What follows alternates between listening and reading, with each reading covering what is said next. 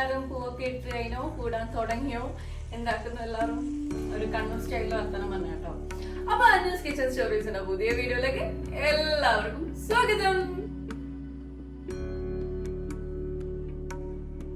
അപ്പൊ നമ്മൾ ഓണം സീരീസിന്റെ 3ാമത്തെ ദിവസമായിരുന്നു. ഇന്ന് നമ്മൾ എന്താക്കാൻ പോകുന്നത്? ഇന്ന് നമ്മൾ ഒരു സാധനം അല്ല ആക്കാൻ പോകുന്നത്. നമ്മൾ ഇന്ന് 2 റെസിപ്പിയാണ് ചെയ്യാൻ പോകുന്നത്. അതായത് ഞാൻ ആദ്യം തന്നെ ഫസ്റ്റ് വീഡിയോയിൽ പറഞ്ഞിട്ടില്ലായിരുന്നു, കണ്ണൂരുകാർക്ക് ഒരു പ്രത്യേകതയുണ്ട് ഓണസദ്യ ആക്കുന്നതിൽ. കണ്ണൂരുകാർക്ക് ഓണസദ്യ എന്നല്ല, സദ്യയില് നമുക്ക് നോൺ വെജ് ഇല്ലാണ്ട് ശരിയാവില്ല കേട്ടോ. അതുകൊണ്ട് ഇന്നത്തെ റെസിപ്പി 2 സാധനങ്ങളാണ്. ഒന്ന് നമ്മൾ ആക്കാൻ പോകുന്നത് പൈനാപ്പിൾ പച്ചടിയാണ്. പൈനാപ്പിൾ പച്ചടി എന്നും പറയും, പൈനാപ്പിൾ കൂട്ടാനും പറയും, പൈനാപ്പിൾ കറി എന്നും പറയും. അപ്പൊ നിങ്ങളുടെ നാട്ടിൽ എന്താ പറയാന്ന് കമന്റ് ചെയ്യാൻ മറന്നു പോകരുത്. അപ്പൊ നമുക്ക് പൈനാപ്പിൾ പച്ചടി ആദ്യമാക്കാം. അതിനുശേഷം എന്താ അടുത്തന്ന് മിക്സ് ചെയ്യാൻ പറയാം. അപ്പൊ നമുക്ക് പൈനാപ്പിൾ പച്ചടി ആക്കിയാലോ?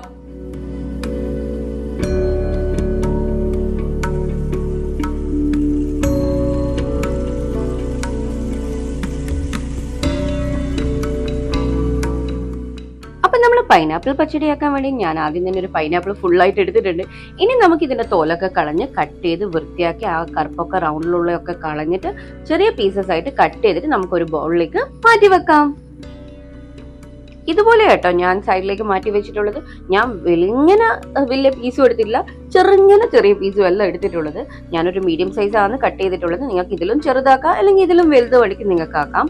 അപ്പൊ ഇതൊരു സൈഡിലേക്ക് മാറ്റി വെച്ചതിന് ശേഷം ഒരു കുക്കർ എടുത്ത് അടുപ്പത്ത് വെച്ച് ഫ്ലെയിം ഓൺ ചെയ്ത് മീഡിയം ഫ്ലെയിമിലേക്ക് ഫസ്റ്റ് മാറ്റിയതിന് ശേഷം നമുക്ക് ഈ കട്ട് ചെയ്ത് വെച്ച പൈനാപ്പിൾ അതിൻ്റെ അകത്തേക്ക് ഇട്ട് കൊടുക്കാം.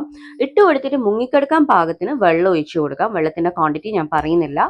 ഈ പൈനാപ്പിൾ മുങ്ങിക്കിടക്കാൻ പാകത്തിന് വെള്ളം ഉണ്ടാകണം. എന്നിട്ട് കുക്കറിനെ മൂടി കൊണ്ട് മൂടി വെച്ച് വിസിൽ ഇട്ട് കൊടുത്തിട്ട് കുക്കർ ഒരു 7 മുതൽ 8 വിസിൽ വരെ നമുക്ക് വെച്ച് കൊടുക്കാം. മിനിമം ഒരു 8 വിസിൽ എന്തായാലും വേണം. കാരണം നിങ്ങൾ കട്ട് ചെയ്യുന്ന സൈസിനനുസരിക്കും നിങ്ങൾ പൈനാപ്പിൾ വെന്ത് വരാൻ വേണ്ടിയിട്ട്. അപ്പം ഞാൻ ഭയങ്കര സ്മോൾ ആയിട്ടുള്ള പീസസ് ഒന്നല്ല ഇവിടെ കട്ട് ചെയ്ത് വെച്ചിട്ടുള്ളത്. ഞാനൊരു മീഡിയം സൈസ് പീസസാണ് കട്ട് ചെയ്തിട്ടുള്ളത്. അപ്പോൾ എൻ്റെ ഈ പൈനാപ്പിൾ വെന്ത് വരാൻ മിനിമം എന്തായാലും 8 വിസിലിൻ്റെ ആവശ്യമുണ്ട്. അതുകൊണ്ട് തന്നെ ഞാനൊരു 8 വിസിലിനാണ് കുക്കർ ഇവിടെ വെച്ചിട്ടുള്ളത്. അപ്പം നമ്മൾ കുക്കർ ഇപ്പോൾ ഏകദേശം ഒരു 8 വിസിൽ വന്നു കഴിഞ്ഞു. ഇനി നമുക്ക് ഫ്ലെയിം ഓഫ് ചെയ്തിട്ട് ഈ കുക്കർ സൈഡിലേക്ക് മാറ്റി വെക്കാം, മൂടി ഓപ്പൺ ആകുന്നവരെ. ഈ ഒരു സെയിം ടൈം ഞാനിവിടെ അരവ് തയ്യാറാക്കുക ചെയ്യുന്നത്. അരവ് തയ്യാറാക്കാൻ വേണ്ടിയിട്ട് ഞാൻ എടുത്ത സാധനങ്ങൾ നിങ്ങൾക്ക് കാണാൻ പറ്റും. തേങ്ങയും ജീരകവും മഞ്ഞൾപ്പൊടിയും അതിൻ്റെ കൂടെ പച്ചമുളകും ഞാൻ എടുത്തിട്ടുണ്ട്. അതിൻ്റെ കൂടെ കടുകും ഞാൻ എടുത്തിട്ടുണ്ട് കേട്ടോ. അപ്പോൾ ഇനി ഇതൊന്ന് മിക്സിയിലിട്ടിട്ട് കുറച്ച് വെള്ളം ഒഴിച്ചിട്ട് നമുക്ക് അരച്ചെടുത്തിട്ട് ഒരു ബൗളിലാക്കിയിട്ട് വെക്കാം. അപ്പോൾ നമ്മൾ അരവ് റെഡിയാക്കുമ്പോഴേക്ക് ഇതാ നമ്മൾ കുക്കറിൻ്റെ മൂടി ഓപ്പൺ ആയിട്ടുണ്ട്. ഇനി ഒരു സ്പാച്ചുലേനെ കൊണ്ടോ അല്ലെങ്കിൽ ഒരു സ്പൂണിനോ കൊണ്ടോ ഞാനിവിടെ ഒരു മരത്തിൻ്റെ കയ്യിലാണ് കേട്ടോ എടുത്തിട്ടുള്ളത്. അതിനെ കൊണ്ട് ഒന്ന് ജസ്റ്റ് നമുക്ക് ഈ പൈനാപ്പിളുകളോ ഒന്ന് ജസ്റ്റായിട്ടൊന്ന് ഉടച്ചു കൊടുക്കാം. വെളുങ്ങനെ വേണ്ട, ജസ്റ്റ് ഒന്ന് പ്രസ് ചെയ്തിട്ട് ഉടച്ചു കൊടുക്കാം. ഉടച്ചു കൊടുത്തതിന് ശേഷം നമുക്ക് ഈ കുക്കർ ഒരു സൈഡിലേക്ക് മാറ്റി വെക്കാം. അപ്പം ഞാനിനി പൈനാപ്പിൾ പച്ചടി ആക്കാൻ സ്റ്റാർട്ട് ചെയ്യാൻ പോവുകയാണ്. ഞാനിവിടെ മൺചട്ടിയിലാണ് കേട്ടോ ആക്കാൻ പോകുന്നത്. ഞാൻ മൺചട്ടി അടുപ്പത്ത് വെച്ച് ഫ്ലെയിം ഓൺ ചെയ്ത് മീഡിയം ഫ്ലെയിമിലേക്ക് മാറ്റിയതിന് ശേഷം ചട്ടി ചൂടായതിന് ശേഷം വെളിച്ചെണ്ണ ഇവിടെ ഒഴിച്ചു കൊടുത്തിട്ടുണ്ട്. ഞാൻ പറഞ്ഞിട്ടുണ്ടായിരുന്നു എല്ലാ ഓണസദ്യക്കുള്ള വിഭവങ്ങളും ഞാൻ വെളിച്ചെണ്ണയിലാണ് ആക്കിക്കൊണ്ടിരിക്കുന്നത്. അപ്പോൾ വെളിച്ചെണ്ണ ചൂടായതിന് ശേഷം കടുക് പൊട്ടിച്ച് കായ്മുളകിട്ട് കരിവേപ്പിലയിട്ട് ഞാൻ റെഡിയാക്കിയിട്ടുണ്ട്. ഇനി ഇതിൻ്റെ അകത്തേക്ക് നമ്മൾ വേവിച്ച് വെച്ച പൈനാപ്പിളാണ് ഞാൻ ചേർത്ത് കൊടുക്കുന്നത്. നിങ്ങൾക്ക് കാണാൻ പറ്റും. അപ്പം ഞാനൊരു സ്ലോട്ടഡ് സ്പൂൺ കൊണ്ട് കുക്കറിന് നേരെ പൈനാപ്പിൾ എടുത്തിട്ട് ഇതിൻ്റെ അകത്തേക്ക് ആഡ് ചെയ്ത് കൊടുക്കുക ചെയ്യുന്നത്. ആഡ് ചെയ്തതിന് ശേഷം നമുക്കൊന്ന് മിക്സ് ചെയ്തെടുക്കാം. അപ്പോൾ മിക്സ് ചെയ്തതിന് ശേഷം ഞാനിവിടെ എൻ്റെ പാകത്തിനുള്ള ഉപ്പ് ചേർത്ത് കൊടുക്കുക ചെയ്യുന്നത്. അപ്പം ഞാനിവിടെ എൻ്റെ പാകത്തിനുള്ള ഉപ്പ് എടുത്തിട്ടുള്ളത്. നിങ്ങളുടെ പാകത്തിനുള്ള ഉപ്പ് ആഡ് ചെയ്തിട്ട് വേണം അടുത്തതായിട്ടൊന്ന് മിക്സ് ചെയ്തെടുക്കാൻ. അപ്പം നന്നായിട്ടൊന്ന് മിക്സ് ചെയ്തതിന് ശേഷം നമ്മളിപ്പോൾ റെഡിയാക്കി വെച്ചിട്ടുള്ള അരവാണ് ഞാൻ ഇവിടെ ചേർത്ത് കൊടുക്കാൻ പോകുന്നത്. നിങ്ങൾക്ക് കാണാൻ പറ്റും. അപ്പോൾ അരവ് ചേർത്തിട്ട് വീണ്ടും നന്നായിട്ടൊന്ന് മിക്സ് ചെയ്തെടുക്കാം നമുക്ക്. ഇനി ഇതിൻ്റെ അകത്തേക്ക് നമ്മൾ പൈനാപ്പിൾ വേവിച്ച് വെച്ച വെള്ളമാണ് ഞാൻ ചേർത്ത് കൊടുക്കാൻ പോകുന്നത്. മുഴുവൻ വെള്ളം ചേർക്കുന്നില്ലെങ്കിൽ ഒരു എന്താ പറയുക 3/4 ഭാഗത്തോളം വെള്ളം ഞാൻ ഇതിൻ്റെ അകത്തേക്ക് ആഡ് ചെയ്ത് കൊടുത്തിട്ടുണ്ട്. ഇനി ആഡ് ചെയ്തതിന് ശേഷം നമ്മൾ ഫ്ലെയിം കൂട്ടി വെച്ചിട്ട് നമുക്കിതൊന്ന് വറ്റിച്ചെടുക്കുക വേണ്ടത് കേട്ടോ. അതിൻ്റെ നടുക്ക് ഞാൻ ആ കയ്യിലുകൊണ്ട് പൈനാപ്പിൾ ഒന്ന് ഉടച്ചു കൊടുക്കുകയും ചെയ്യുന്നുണ്ട്. നിങ്ങൾക്ക് കാണാൻ പറ്റും. അപ്പോൾ അതുപോലെ നമുക്ക് ഫുൾ ഫ്ലെയിമിൽ വെച്ചിട്ട് ഒന്ന് നല്ലോണം മിക്സ് ചെയ്തുകൊണ്ട് വറ്റിച്ചെടുക്കാം. അപ്പോൾ ഈ വെള്ളം വറ്റിച്ചെടുക്കുന്ന ടൈം നിങ്ങളൊരു കാര്യം ചെയ്യാൻ പറ്റുമെങ്കിൽ ചെയ്യണേ. നമ്മൾ വീഡിയോ സബ്സ്ക്രൈബ് ചെയ്യേണ്ട കാണുന്നുണ്ടെങ്കിൽ സബ്സ്ക്രൈബ് ചെയ്തിട്ട് വീഡിയോസ് കാണണേ. അപ്പോൾ ഇപ്പോൾ ഏകദേശം വെള്ളം പകുതി ആയിട്ടില്ല, കുറച്ച് വറ്റിയിട്ടുണ്ട്. ആ ഒരു ടൈം ഞാൻ ഇതിനകത്തേക്ക് ശർക്കരയാണ് ചേർത്ത് കൊടുക്കാൻ വന്നത്. അതായത് നമ്മൾ വെള്ളം പൊടിച്ചിട്ടാണ് ഞാൻ ഇതിനകത്തേക്ക് ആഡ് ചെയ്ത് കൊടുക്കുന്നത്. ആഡ് ചെയ്തതിന് ശേഷം നമുക്ക് നന്നായിട്ടൊന്ന് മിക്സ് ചെയ്തെടുക്കാം. എന്നിട്ട് വീണ്ടും നമുക്ക് ഈ ഒരു വെള്ളം കുറച്ചും കൂടി വറ്റിച്ചെടുക്കാം. ഞാൻ വെള്ളത്തിൻ്റെ അളവ് പറയാൻ മറന്നുപോയി. അതായത് ഞാനിവിടെ 3 മുതൽ 4 ടേബിൾ സ്പൂണിൻ്റെ അളവിലാണ് വെള്ളം ആഡ് ചെയ്തിട്ടുള്ളത് നമ്മൾ പൈനാപ്പിൾ പച്ചടിയിലേക്ക്. അപ്പം നമ്മൾ പൈനാപ്പിൾ പച്ചടി ഏകദേശം വറ്റിച്ചെടുത്തിട്ടുണ്ട്. ഞാൻ ഇപ്പോൾ ഓൾമോസ്റ്റ് വറ്റിച്ചെടുത്തതിന് ശേഷം ഞാൻ ഇതിൻ്റെ അകത്തേക്ക് തൈരാണ് ചേർത്ത് കൊടുക്കുന്നത്. നിങ്ങൾക്ക് കാണാൻ പറ്റും, ഞാൻ 1 ഗ്ലാസിൻ്റെ അളവിൽ തൈര് ചേർത്ത് കൊടുത്തിട്ടുണ്ട്. അതും ഞാൻ ഡയറക്റ്റ് അല്ല ചേർത്ത് കൊടുത്തിട്ടുള്ളത്. ഞാനൊന്ന് മിക്സിയിലിട്ട് ജെർക്ക് ചെയ്തതിന് ശേഷമാണ് തൈര് ഇതിൻ്റെ അകത്തേക്ക് ആഡ് ചെയ്ത് കൊടുത്തിട്ടുള്ളത്. ആഡ് ചെയ്തതിന് ശേഷം നന്നായിട്ടൊന്ന് മിക്സ് ചെയ്തെടുക്കാം നമുക്കിത്. ഈ ഒരു ടൈം നമുക്ക് ഉപ്പൊക്കെ ടേസ്റ്റ് ചെയ്ത് നോക്കാം കേട്ടോ. പിന്നെ തൈര് ഒഴിച്ചതിന് ശേഷം അധികം ചൂടാക്കി എടുക്കാൻ പാടില്ല. ഞാനിപ്പോൾ ഫുൾ ഫ്ലെയിമിൽ നിന്ന് മീഡിയം ഫ്ലെയിമിലേക്ക് മാറ്റിയിട്ടുണ്ട്. മീഡിയം ഫ്ലെയിമിലേക്ക് മാറ്റിയതിന് ശേഷം ഞാൻ ഇനി ഇതിൻ്റെ അകത്തേക്ക് നിങ്ങൾക്ക് കണ്ടു കാണും, ഗ്രേപ്സ് ആണ് ആഡ് ചെയ്ത് കൊടുത്തിട്ടുള്ളത്. കൂടുതലൊന്നുമില്ല കേട്ടോ, ഒരു 10 to 12 ഗ്രേപ്സ് മാത്രമേ ഞാൻ ഇതിൻ്റെ അകത്തേക്ക് ആഡ് ചെയ്തിട്ടുള്ളൂ. ആഡ് ചെയ്തിട്ട് ഒരു 2 മിനിറ്റ്സിന് ശേഷം നമുക്കിത് ഫ്ലെയിം ഓഫ് ചെയ്ത് കൊടുക്കാം. അപ്പം നമ്മൾ പൈനാപ്പിൾ പച്ചടി ഇവിടെ റെഡി ആയിട്ടുണ്ട്.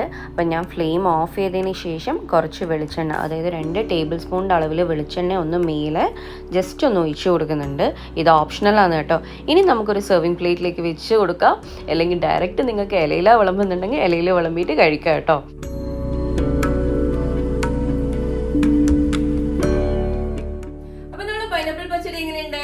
വളരെ സിമ്പിൾ ആയിട്ടുള്ള, വളരെ ഈസി ആയിട്ടുള്ള റെസിപ്പിയാണ്. നിങ്ങൾക്ക് എല്ലാവർക്കും ഇഷ്ടപ്പെട്ട് കാണുന്ന ഞാൻ പ്രതീക്ഷിക്കുന്നു. ഇഷ്ടപ്പെട്ടിട്ടുണ്ടെങ്കിൽ എങ്ങനെ ഉണ്ടായിരുന്നു എന്ന് കമന്റിൽ പറയാൻ മറന്നു പോകട്ടെ. ഇനി നമ്മൾ രണ്ടാമതായി എന്താക്കാമെന്ന് അറിയോ? കണ്ണൂരാണ് ഫേവറേറ്റ് ആയിട്ടുള്ള ഫിഷ് ഫ്രൈ ആട്ടോ. വളരെ സിമ്പിൾ ആയിട്ടുള്ള ഒരു ഫിഷ് ഫ്രൈ ആണ്. വലിയ ഇൻഗ്രീഡിയൻസ് ഒന്നുമില്ല, വളരെ സിമ്പിൾ ആയിട്ട് നമുക്ക് പെട്ടെന്ന് ആക്കിയെടുക്കാൻ പറ്റുന്ന ഒരു ഫിഷ് ഫ്രൈ ആണ്. ഞാൻ ഇവിടെ യൂസ് ചെയ്യുന്ന മീൻ എന്ന് പറയുന്നത് ഐക്കോറയാണ് കേട്ടോ. അപ്പൊ നമുക്ക് ഫിഷ് ഫ്രൈ ആക്കാം. അപ്പം നമ്മൾ ഈ കാണുന്ന ഐക്കൂറ ഫ്രൈ ആട്ടോ നമ്മൾ ആക്കാൻ പോകുന്നത്. വളരെ സിമ്പിളായിട്ട് നമുക്ക് സദ്യൻ്റെ കൂടെ ആക്കിയെടുക്കാൻ പറ്റുന്ന ഒരു ഫിഷ് ഫ്രൈൻ്റെ റെസിപ്പിയാണ് ഞാനിവിടെ തയ്യാറാക്കാൻ പോകുന്നത്. അതിന് വേണ്ടിയിട്ട് ഞാനിവിടെ മഞ്ഞൾ വെള്ളത്തിലൊക്കെ കഴുകി വൃത്തിയാക്കിയിട്ടുള്ള ഐക്കൂറിൻ്റെ പീസസ് ഇവിടെ ഒരു പാത്രത്തിൽ വെച്ച് കൊടുക്കുന്നുണ്ട്. ഇനി ഇതിൻ്റെ അകത്തേക്ക് ഞാൻ ആഡ് ചെയ്ത് കൊടുക്കാൻ പോകുന്നത് എൻ്റെ പാകത്തിനുള്ള ഉപ്പാണ്. നിങ്ങളെ അളവിനുള്ള ഉപ്പ് ആഡ് ചെയ്ത് കൊടുക്കുക. അതിൻ്റെ കൂടെ തന്നെ ഞാൻ പിന്നെ മഞ്ഞൾ പൊടിയാണ് ആഡ് ചെയ്ത് കൊടുക്കുന്നത്. ഞാനിവിടെ ഒരു 1/4 ടീസ്പൂണിൻ്റെ അളവിലെ മഞ്ഞൾ പൊടി എടുത്തിട്ടുള്ളൂ. കാരണം ഓൾറെഡി ഞാൻ മഞ്ഞൾ വെള്ളത്തിലൊക്കെ കഴുകിയിട്ടെടുത്ത മീനാണ്. അപ്പോൾ ഒരു 1/4 ടീസ്പൂണിൻ്റെ അളവിൽ മഞ്ഞൾപ്പൊടി ആഡ് ചെയ്ത് കൊടുത്തിട്ടുണ്ട്. അതിൻ്റെ കൂടെ തന്നെ ഞാൻ ചേർത്ത് കൊടുക്കുന്നത് നമ്മളെ സ്വന്തം മുളക് പൊടിയാണ്. ഞാനിവിടെ പൊടിച്ച മുളക് പൊടി കേട്ടോ ചേർത്ത് കൊടുക്കുന്നത്. ഞാനിവിടെ 1 ടേബിൾ സ്പൂണിൻ്റെ അളവിൽ മുളക് പൊടിയാണ് ചേർത്ത് കൊടുത്തിട്ടുള്ളത്. അതിൻ്റെ കൂടെ തന്നെ 1 ടേബിൾ സ്പൂണിൻ്റെ അളവിൽ വെളിച്ചെണ്ണയും ഇതിനകത്തേക്ക് ഞാൻ ചേർത്ത് കൊടുക്കുന്നുണ്ട്. ഇനി ഈ 4 ഇൻഗ്രീഡിയൻറ്റും ചേർത്തതിന് ശേഷം കഴുകുകൊണ്ട് തന്നെയാണ് ഞാനിത് മീൻ മാഗ്നേറ്റ് ചെയ്ത് എടുക്കുന്നത്. നിങ്ങൾക്ക് കാണാൻ പറ്റും ഞാൻ എങ്ങനെയാണ് മാഗ്നേറ്റ് ചെയ്യുന്നതെന്നുള്ളത്. നമ്മൾ മീൻ നന്നായി മാഗ്നേറ്റ് ചെയ്തതിന് ശേഷം നമുക്കൊരു 10 മിനിറ്റ്സ് ഇത് റെസ്റ്റ് ചെയ്യാൻ ഒരു സൈഡിലേക്ക് മാറ്റി വെക്കാം. ഞാൻ പറഞ്ഞില്ലായിരുന്നു ഇത് വളരെ ഈസി ആയിട്ടുള്ളൊരു ഫിഷ് ഫ്രൈ ആണെന്ന്. ഇനി നമ്മളിത് ഫ്രൈ ചെയ്യാനാണ് പോകുന്നത്. ഞാനിവിടെ ഫ്രൈ ചെയ്യുന്നത് മണ്ണിൻ്റെ ചട്ടി തന്നെയാണ് കേട്ടോ. അപ്പോൾ ചട്ടി എടുത്തിട്ട് അടുപ്പത്ത് വെച്ച് ഫ്ലെയിം ഓൺ ചെയ്ത് മീഡിയം ഫ്ലെയിമിലേക്ക് മാറ്റിയതിന് ശേഷം ചട്ടി ചൂടായി വരാൻ നമുക്ക് വെയിറ്റ് ചെയ്യാം. ചട്ടി ചൂടായതിന് ശേഷം ഞാനിവിടെ വെളിച്ചെണ്ണയാണ് ചേർത്ത് കൊടുക്കുന്നത്. അത് നമ്മൾ ഷാലോ ഫ്രൈ അല്ല ഞാനിവിടെ ചെയ്യുന്നത്, അതിന് പകരം ഡീപ്പ് ഫ്രൈ ആണ് ഞാനിവിടെ ചെയ്യുന്നത്. നിങ്ങൾക്ക് കാണാൻ പറ്റും എൻ്റെ വെളിച്ചെണ്ണേൻ്റെ ക്വാണ്ടിറ്റി തന്നെ. അപ്പോൾ വെളിച്ചെണ്ണ ചൂടായതിന് ശേഷം ഞാൻ ഇതിൻ്റെ അകത്തേക്ക് ആദ്യം തന്നെ ആഡ് ചെയ്ത് കൊടുക്കുന്നത് മീനല്ല, അതിന് പകരം കരിവേപ്പിലയാണ് ഞാൻ ഫസ്റ്റ് തന്നെ ആഡ് ചെയ്ത് കൊടുക്കുന്നത്. കരിവേപ്പിലയും ഒരു 2-3 അല്ലി വെളുത്തുള്ളിയും ചെറുങ്ങനെ കട്ട് ചെയ്തിട്ട് ഞാൻ ഇതിൻ്റെ അകത്തേക്ക് ചേർത്ത് കൊടുക്കുന്നുണ്ട്. നിങ്ങൾക്ക് കാണാൻ പറ്റും.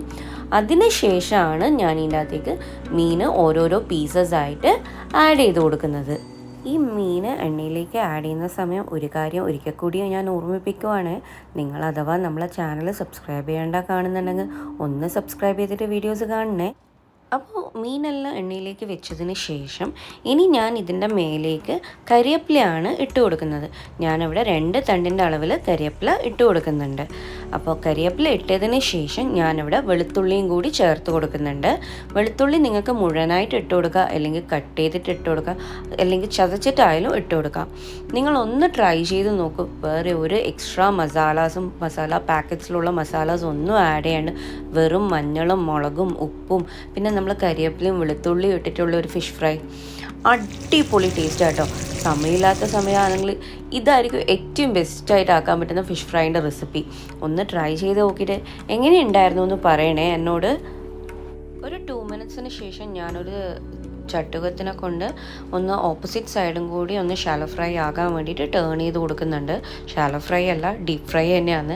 പക്ഷേ എങ്കിൽ നല്ലോണം മുരിഞ്ഞ് വരുന്നതിന് മുമ്പേ ഞാനൊന്ന് ടേൺ ചെയ്ത് കൊടുക്കുന്നുണ്ട്. കാരണം ആ ഒരു വെളുത്തുള്ളീൻ്റെയും കരിവേപ്പിലേൻ്റെയും എല്ലാം ടേസ്റ്റ് രണ്ട് ഭാഗത്തും ഒരുപോലെ കിട്ടാൻ വേണ്ടിയിട്ടാട്ടോ ഇങ്ങനെ ചെയ്യുന്നത്. അപ്പോൾ എല്ലാ പീസസും നമുക്ക് ടേൺ ചെയ്ത് കൊടുക്കാം.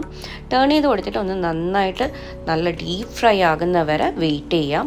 വെയിറ്റ് ചെയ്തതിന് ശേഷം നെക്സ്റ്റ് ആയിട്ട് നമ്മൾ ടേൺ ചെയ്ത് കൊടുക്കുള്ളൂ. ഏകദേശം ഒന്ന് ഫ്രൈ ആയി വരുന്നുണ്ട് കേട്ടോ, മുരിഞ്ഞ് വരുന്നുണ്ട് എന്ന് പറയാം നമുക്ക് വേണ്ടിയിട്ട്. അപ്പോൾ ഫ്രൈ ആയതിന് ശേഷം നമുക്ക് ഒന്നും കൂടി സ്പാച്ചുലേനെ കൊണ്ടോ അല്ലെങ്കിൽ ചട്ടുകത്തിനെ കൊണ്ടോ ഒന്നും കൂടി ടേൺ ചെയ്ത് കൊടുക്കാം. ഇപ്പം നമ്മൾ ഫ്ലെയിം ഇപ്പോൾ മീഡിയം ഫ്ലെയിമിൽ തന്നെ കേട്ടോ ഉള്ളത്, ഫുൾ ഫ്ലെയിമിലേക്കൊന്നും മാറ്റിയിട്ടില്ല ഞാൻ. അപ്പോൾ എല്ലാ പീസസും ഒന്നും കൂടി ടേൺ ചെയ്ത് കൊടുക്കാം നമുക്ക്.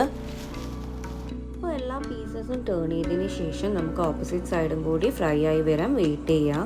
ഈ ഒരു ടൈമിൽ ഞാനൊരു കാര്യം ചോദിച്ചോട്ടെ നിങ്ങളോട്, നിങ്ങൾക്ക് ഈ ഓണം സീരീസ് ഇഷ്ടപ്പെടുന്നുണ്ടോ?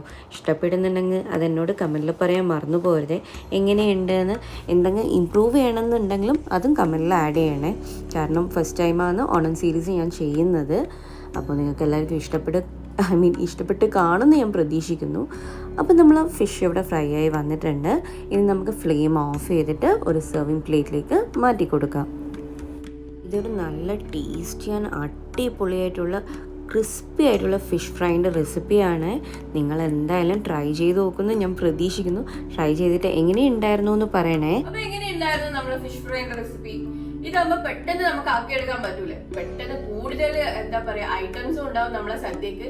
അതുപോലെ എളുപ്പത്തിൽ നമുക്ക് കിച്ചണിലുള്ള കറികൾ എളുപ്പത്തിൽ ആക്കാൻ പറ്റുന്ന കാര്യങ്ങളെ നമ്മൾ ഓണസദ്യക്ക് ആക്കാൻ നിൽക്കാറുള്ളൂ അല്ലെ കാര്യമായിട്ട്. അപ്പൊ ഇതും കൂടി ഇൻക്ലൂഡ് ചെയ്താൽ പെട്ടെന്ന് നിങ്ങൾക്ക് ഒരു 2 ഡിഷ് എക്സ്ട്രാ കൂടി കിട്ടും ഓണസദ്യക്ക് വേണ്ടിയിട്ട്. അപ്പൊ റെസിപ്പി എങ്ങനെയുണ്ടായിരുന്നു? വളരെ സിമ്പിൾ അല്ലേ? സിമ്പിൾ ആണെങ്കിൽ എങ്ങനെയുണ്ടായിരുന്നു എന്ന് കമന്റിൽ പറയണേ. അപ്പൊ വീഡിയോ ഇഷ്ടമായിട്ടുണ്ടെങ്കിൽ ലൈക്ക് ചെയ്യാൻ മറന്നു പോരുതേ. ലൈക്ക് ചെയ്യുക, കമന്റ് ചെയ്യുക എങ്ങനെയുണ്ടായിരുന്നു എന്ന്. അപ്പോ സബ്സ്ക്രൈബ് ചെയ്യേണ്ട കാണുന്നുണ്ടെങ്കിൽ സബ്സ്ക്രൈബ് ചെയ്തിട്ട് വീഡിയോസ് കാണണേ. അപ്പോ വീണ്ടും നല്ലൊരു റെസിപ്പി ആയിട്ട് നാളെ കാണുന്നവരെ ടാറ്റാ ബൈ ബൈ.